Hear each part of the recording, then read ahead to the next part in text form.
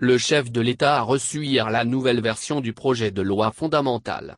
Les changements concernent la reformulation des articles traitant des langues et de la laïcité, la clarification de la notion de démission entraînant la déchéance d'un parlementaire de son mandat, le relèvement des majorités requises pour la destitution de certaines hautes autorités, l'introduction de la possibilité de dissolution de l'Assemblée nationale. Le projet de constitution a été remis, hier à Koulouba, au président de la transition, le colonel Assimi Goïta par le coordonnateur de la commission chargée de la finalisation du texte, Pr Fussein Issa Maké.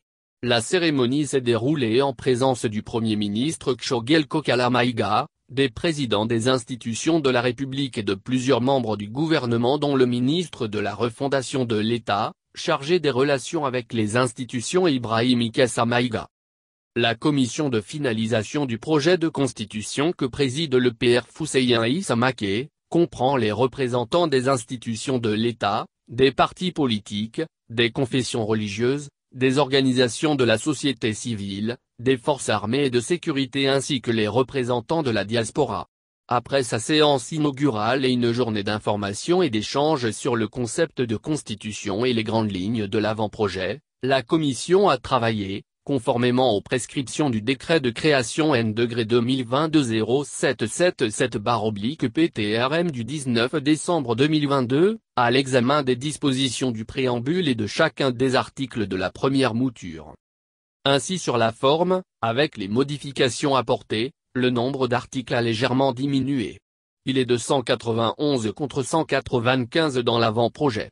Sur le fond, les changements concernent la reformulation des articles qui traitent des langues et de la laïcité, la clarification du sens à donner à la notion de démission entraînant la déchéance d'un parlementaire de son mandat. S'y ajoute le principe de la représentation des Maliens établis à l'extérieur à l'Assemblée nationale et le relèvement des majorités requises dans la mise en œuvre de la procédure de destitution de certaines hautes autorités. Mais aussi l'introduction de la possibilité de dissolution de l'Assemblée nationale. Toutefois, ce levier de régulation institutionnelle est fortement encadré dans sa mise en œuvre, et le changement d'appellation de la seconde chambre du Parlement. Celle-ci prend le nom de Sénat en lieu et place de Haut Conseil de la Nation.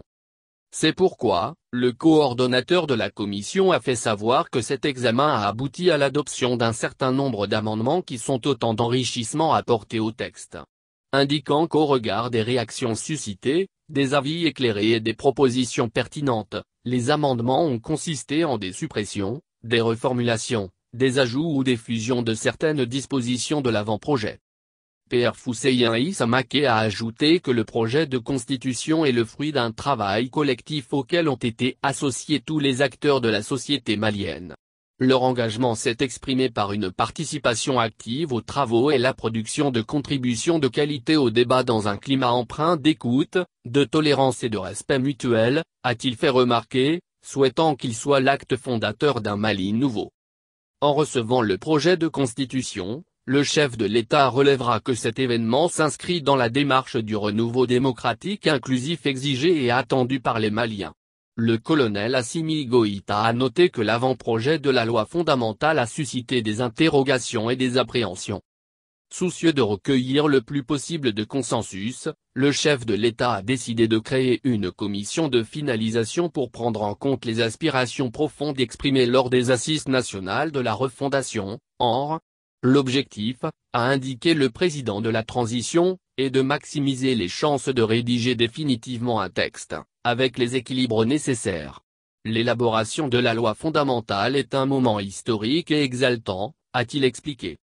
S'adressant aux membres de la commission, le colonel Assimi Goïta s'est exprimé en ces termes.